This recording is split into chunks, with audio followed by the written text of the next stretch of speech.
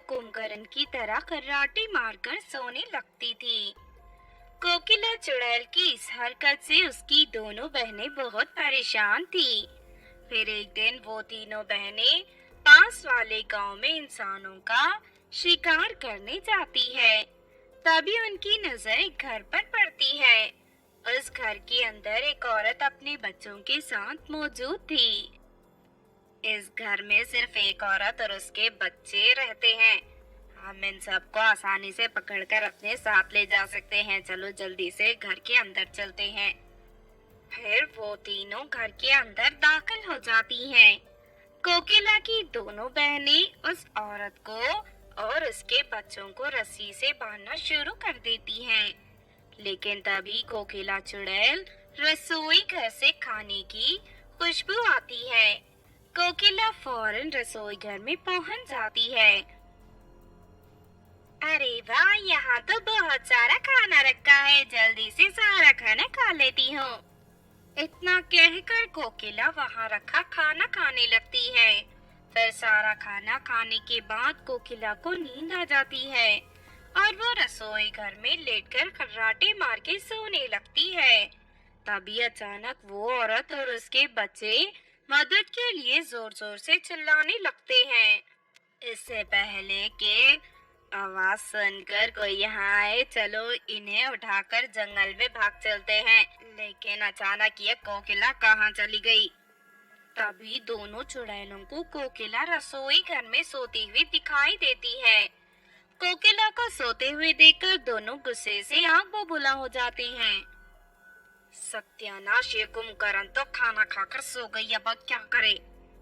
जल्दी से इसे उठा ले वरना हम पकड़े जाएंगे।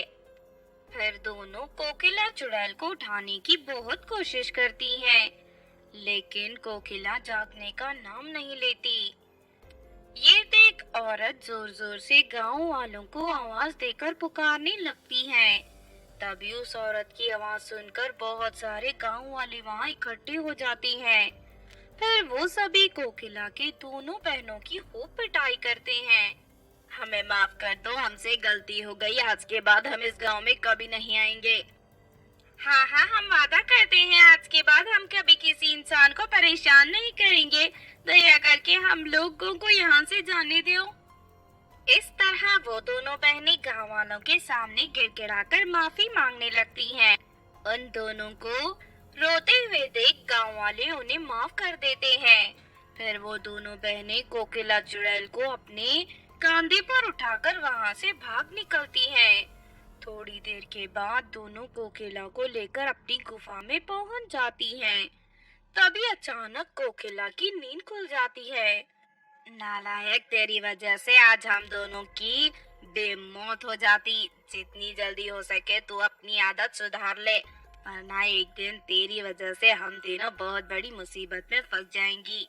मुझे माफ कर दो दीदी, मुझसे गलती हो गई। आज के बाद मैं ऐसी गलती दोबारा कभी नहीं करूंगी। इस तरह कुछ दिन बीत जाते हैं। फिर एक दिन कोकिला की दोनों बहनें रानी परी की बेटी को पकड़कर गुफा के अंदर ले आती हैं। अब हम इसके बदले रानी परी से जादुई छड़ी मांगेंगे। उसके बाद जादुई छड़ी मिलते ही हम आसानी से इंसानों का शिकार कर पाएंगे और कोई हमारा कुछ नहीं बिगाड़ पाएगा।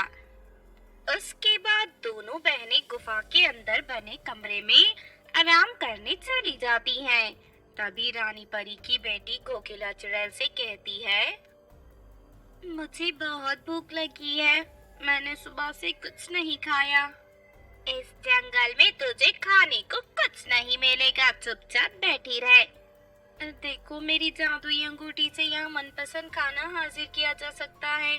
मेहरबानी करके मेरे हाथ खोल दो ताकि मैं यहाँ खाना पकड़ करके आराम से खा सकूं। अगर ऐसी बात है तो तुम अपने साथ साथ मेरे लिए भी ढेर सारा खाना प्रकट करो। सुनो, मुझे ढेर सारी बिरयानी के साथ साथ बहुत सारी आइसक्रीम भी खानी है। और हाँ, मुझे साथ में मैंगो जूस भी पीना है। कोकिला चुड़ैल की बातें सुनकर नैना परी समझ जाती है कि इसे आसानी से बेवकूफ बनाया जा सकता है। फिर नैना परी अपनी जादुई अंगूठी की शक्ति से वहाँ कोकिला चुड़ैल का मनपसंद सारा खाना प्रकट कर देती है। उसके साथ कोकिला चुड़ैल बैठकर मजे से खाना खाने लगती है। पेट भर खाना खाने के बाद कोकिला को नींद आ जाती है और वो खर्राटे लेकर सोने लगती है। तभी मौका देखकर नैना परी कोकिला चुड़ैल के मोबाइल से अपनी माँ रानी परी को फोन लगाकर उसे गुफा का पता बता देती है। रानी परी बिना देर किए फौरन उस गुफा में पहुंच जाती है। तभी आवाज सुनकर कोकिला चुड़ैल की दोनों बहनें कमरे से बाहर निकल आती हैं। रानी परी को देख उन दोनों के होश उड़ जाते हैं, लेकिन रानी परी उन्हें संभलने का मौका नहीं देती और उसी वक्त अपनी जादुई छड़ी इस्तेमाल करके दोनों को रस्सियों से बांध देती है। फिर रानी परी दोनों चुड़ैलों के साथ साथ कोकिला चुड़ैल को भी पकड़कर परिदेश की जेल में बंद कर देती है। जेल में पहुंचने के बाद दोनों बहनें कोकिला को कोसती हैं। दूसरी तरफ कोकिला चुड़ैल भी अपनी बेवकूफी पर बहुत पछताती है। इस तरह वो तीनों चुड़ैल हमेशा के लिए जेल में बंद हो जाती हैं। लाली की मामी चंपा और उसकी बेटी चमेली दोनों लाली को बिल्कुल पसंद नहीं करते थे। उनकी नजर में लाली की अहमियत एक नौकरानी से ज्यादा नहीं थी।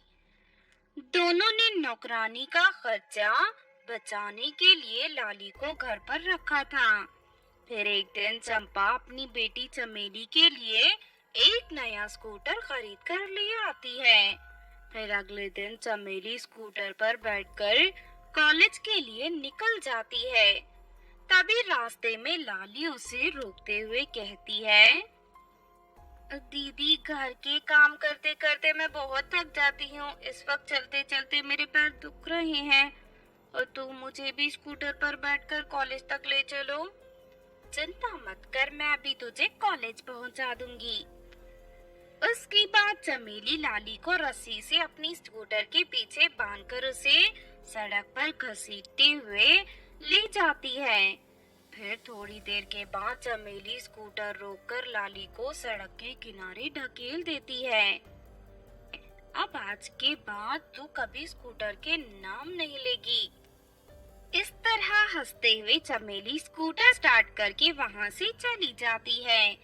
अपनी इस दुर्दशा पर दुखी होकर लाली जोर जोर से रोने लगती है। वहीं सड़क के बगल में मौजूद पेड़ के ऊपर बैठी एक चुड़ैल ये सब देख लेती है। चुड़ैल लाली के पास पहुंचकर उसे दिलासा देने लगती है। उसके बाद वो लाली को जंगल में बने अपनी गुफा के अंदर ले जाती है। फिर चुड़ैल लाली के जख्मों पर जादुई मलहम लगाकर उन्हें पूरी तरह ठीक कर देती है। अब तुम्हें दुखी होने की जरूरत नहीं है। आज से मैं हमेशा तुम्हारा ख्याल रखूंगी। आज से तुम मेरे साथ रहोगी। मैं तुम्हें किसी प्रकार की कोई कमी नहीं होने दूंगी। इतना कहकर चुड़ैल लाली को एक जादुई झाड़ू और पैसों से भरी एक थैली देती है। अब तुम इस जादुई झाड़ू पर बैठकर अपने कॉलेज जाया करना और हाँ, इस थैली से तुम जितने चाहे उतने पैसे निकाल सकती हो। चुड़ैल की उदारता देख लाली बहुत खुश होती है। फिर चुड़ैल लाली के पुराने कपड़ों को एक सुंदर ड्रेस में बदल देती है। उसके बाद लाली जादुई झाड़ू पर सवार अपने कॉलेज पहुंच जाती है। लाली को देख कॉलेज की सभी लड़कियों की आंखें भर जाती हैं। दूसरी तरफ चमेली और लाली को देखने लगती है। क्यों री लाली की बच्ची, अचानक तेरे पास इतनी सुंदर ड्रेस और ये जादुई झाड़ू कहाँ से आई? सच सच बता, वरना शाम को माँ से तेरी खूब पिटाई करवाऊंगी। रहने दे, अब मैं तेरी धमकियों से नहीं डरने वाली और वैसे भी मुझे रहने के लिए एक बहुत अच्छी चुड़ैल आंटी मिल गई है। मैं उन्हीं के साथ रहूंगी, इसीलिए अब मुझे तुम दोनों दुष्ट माँ बेटियों के साथ रहने की जरूरत नहीं है। इतना कहकर लाली क्लास में चली जाती है। दूसरी तरफ घर जाकर चमेली अपनी माँ को लाली और चुड़ैल के बारे में सब बता देती है। लगता है उस चुड़ैल के पास बहुत सारी जादुई चीजें हैं और ढेर सारा खजाना है। हमें किसी भी तरह चुड़ैल को मार कर उसकी सारी दौलत पर कब्जा करना होगा। उसके बाद वो दोनों माँ बेटी एक तांत्रिक से मिलकर उसे अपने बुरे इरादों के बारे में सब बता देती हैं। तांत्रिक भी उन्हीं दोनों की तरह लालची था, इसीलिए वो फौरन उन दोनों की बातों में आ जाता है। अगले दिन वो तीनों चुड़ैल को मारने के लिए उसकी गुफा में पहुंच जाते हैं। देख चुड़ैल, अगर तू बचना चाहती है तो इसी वक्त यहाँ से भाग जा, वरना ये तांत्रिक तुझे जलाकर राख कर देगा। चंपा की धमकी सुनकर चुड़ैल को बहुत गुस्सा आता है और वो उन तीनों को सबक सिखाने के लिए आगे बढ़ती है। लेकिन तभी तांत्रिक चुड़ैल को एक कांच के गोले में कैद कर देता है।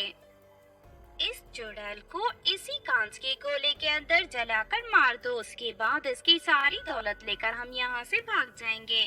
तांत्रिक उसी वक्त कांच के गोले के अंदर आग लगा देता है। बेचारी चुड़ैल दर्द के मारे तड़पने लगती है।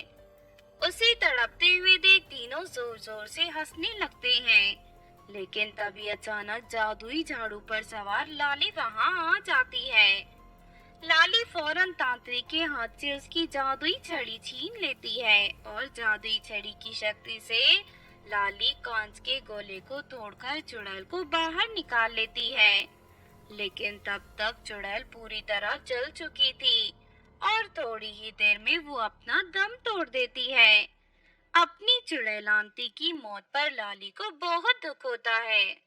तुम तीनों ने लालच में आकर मेरी चुड़ैल आंटी की जान ले ली, अब मैं तुम तीनों को नहीं छोड़ूंगी।